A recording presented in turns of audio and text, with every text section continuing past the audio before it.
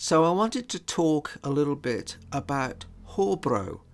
Horbo are the shaman's horse staffs that are found in Buryatia. They're used by Buryat Mongol shamans and also by a few other shaman groups, Mongolian groups around Mongolia and also in northern China, because these people have migrated from Buryatia.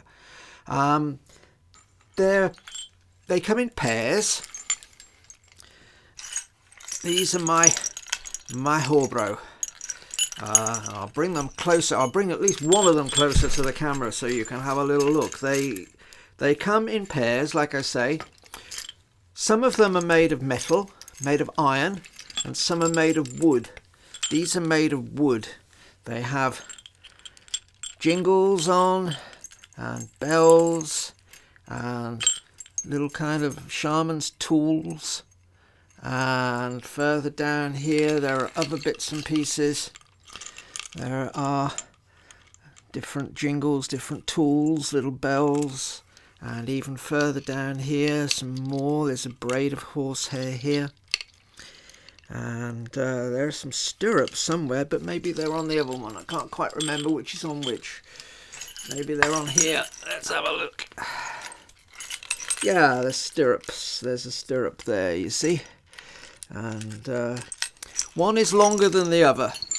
The long one is held in your dominant hand, so for me that would be my right hand. So I hold it in my right hand and I hold the shorter one in my left hand. And they're a traditional part of Buryat Mongol shamanism. They're actually given to shamans before a shaman gets a drum, so they're one of the first things that a shaman actually has to work with. And they are alive, like all ritual objects are, and they have to be cared for in a special way. These were made for me by a shaman blacksmith around Lake Baikal in Buryatia. And so they're made from wood, like I say. I think they're probably birch wood, but I'm really crap at telling different sorts of wood, so I don't actually know. And they're used for journeying. They're used to support the shaman as the shaman moves around while they're in trance, but they're also used for journeying. And they are kind of wonderful things, but people in the West don't really know very much about them, and I only know of very few people that actually have them and work with them over here. These came to me because I was in contact with a shaman that lived in the States, a Buryat shaman who lived in the States, and they were looking for a pair and they didn't have any contacts. And luckily I actually did have contacts with people that could make them, so I commissioned them a pair, on their kind of bequest, as it were.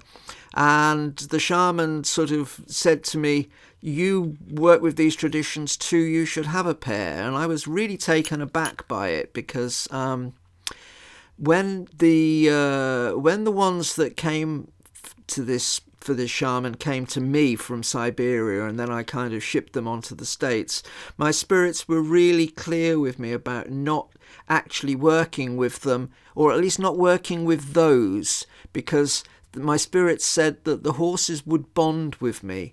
And so I had to not basically touch them for about a week while they were in my presence, which was absolute torture, as you can imagine. So I was a bit surprised when this shaman friend sort of said, yeah, you need to get a pair too. So I did, and not knowing what to do, and my shaman friend gave me all of the instructions over the internet. So I've been taught that way, taught how to work with them, how to wake them up, how to do ceremony with them, and they've become a really important part of the way that I work now.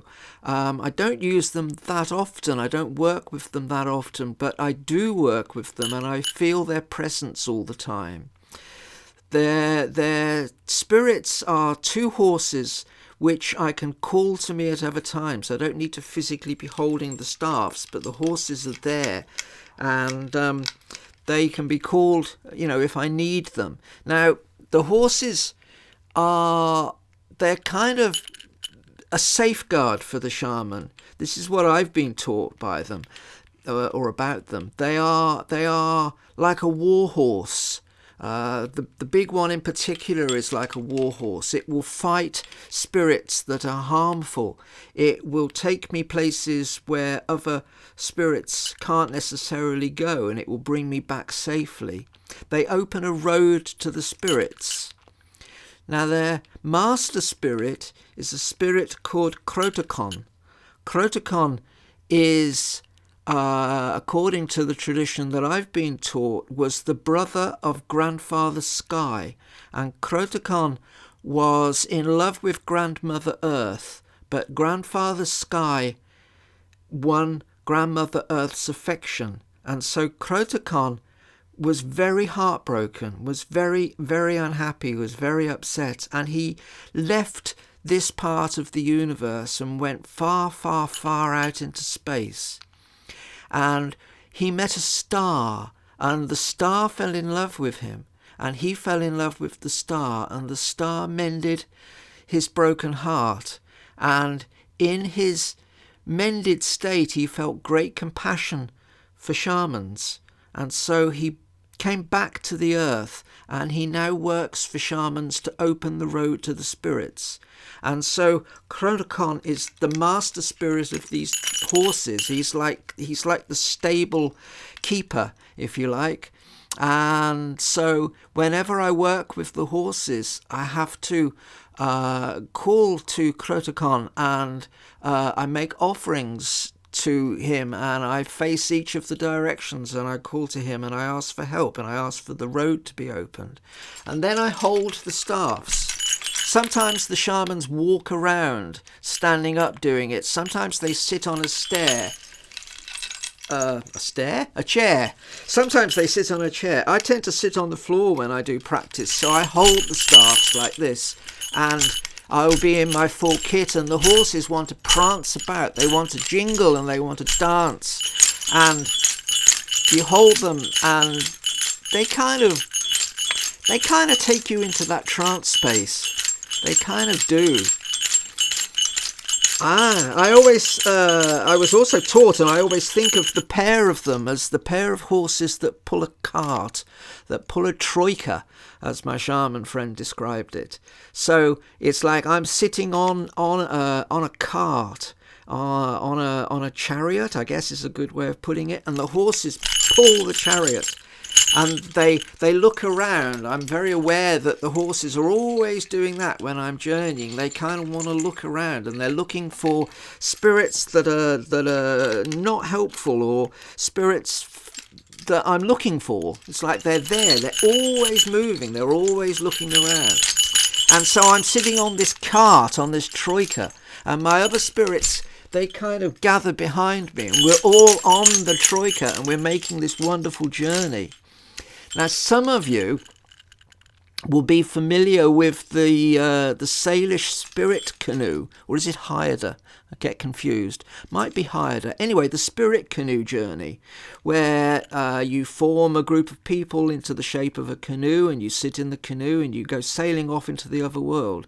You can do that with these. People could sit behind me, and we could all go on a troika ride to the spirits. So they're very powerful things. They have a lot of uses. They have to be fed and watered. There's always a tradition that you have a bowl of water by the side of them on your altar, and you put them in a sort of corral. I have a place in my shrine room where I corral them, and they're kept there, and there's a bowl of water, and then I have to dip them into the water for them to drink on a regular basis. And when I connect with them, I pass them around my body 3 times so that I'm really connecting with them. And then I call to Krotokon, and off we go. We go galloping far and fast. And they take me long distances. They take me, if I've got to travel around the world in some way doing shamanic work, they kind of go with me often. And sometimes my spirits will say, call your horses. And I have to call my horses and stop what I'm doing. And sometimes I have to physically get up in the practice work, in the way that I'm working. And I pick up my horses and I go with them. And so they're like real horses. You don't have to muck them out, but you certainly have to water them and keep them safe. And mine have also told me that I have to wipe them down when I've been working with them. So I have a cloth which I wipe them down with. And so they are wonderful things. Now, these are the horses that are involved in black shamanism. You can see I'm really fond of them. They're used in black shamanism, which is the shamanism that works with the drum and tends to work with the lower earth spirits, the underworld. There are also staffs. I'm going to put these down now. There are also staffs that are to do with the white shamans. Now, the white shamans, they have dragon staffs. This is my dragon staff. This is my dragon staff, and it's the Buryat name is a beya. It's a beya. Horbo are the horse staffs, and a beya is the dragon staff. It's a naga staff, and the white shamans hold these, and they don't use a drum, but they use a bell. So they do that. They use the same sort of Tibetan bell that I use for Tibetan practice. And I've not been empowered into the dragon staff. I'm not really somebody that practices white shamanism very much. White shamans tend to go up and work in different ways to black shamans. And like I say, they don't use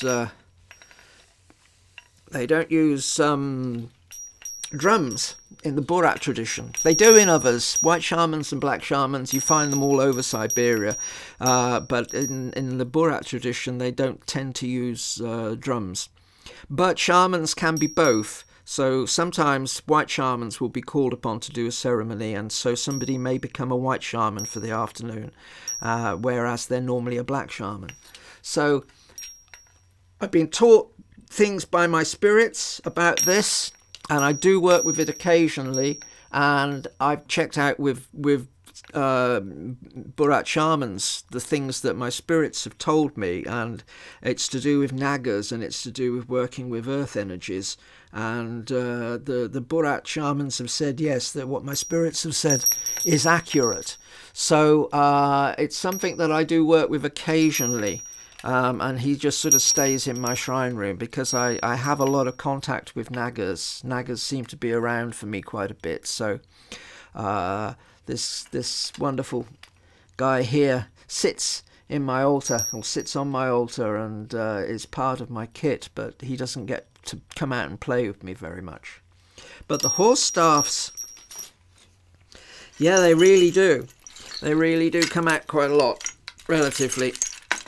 And I'm very fond of them, and I say hello to them every day, and they always have that bowl of water by the side of them. And some of them are made of iron, and some of them are made of wood. I don't like the iron ones. I have held a pair of iron ones. I found them a bit thin, a bit sort of not so easy to hold. These are kind of quite chunky, so you can really hold them. Oh, they have to have the reins on too, of course. When they came to me, part of the way that I had to work with them was to actually sort of put the reins on. They came without reins, and so I had to put reins on them, and that was part of the kind of the taming process, if you like. And then there are other set things which I have to do with them when they first came.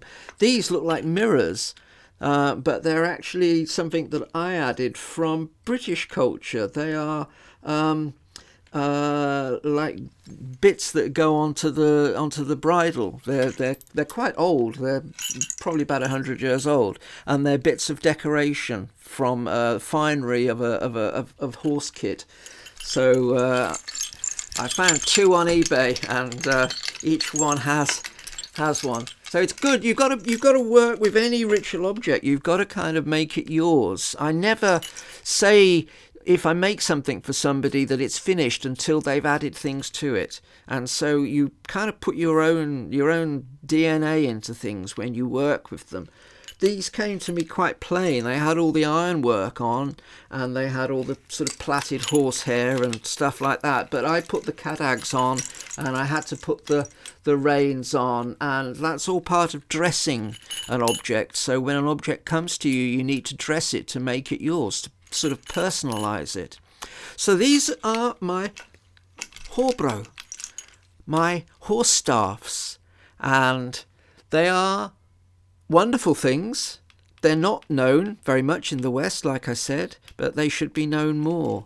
And if anybody feels that they wish to work with Horbos and wants further information, get in touch with me, and I'll see if I can share some of the ceremonies about waking them up and things. Okay, I think it's time to ride away.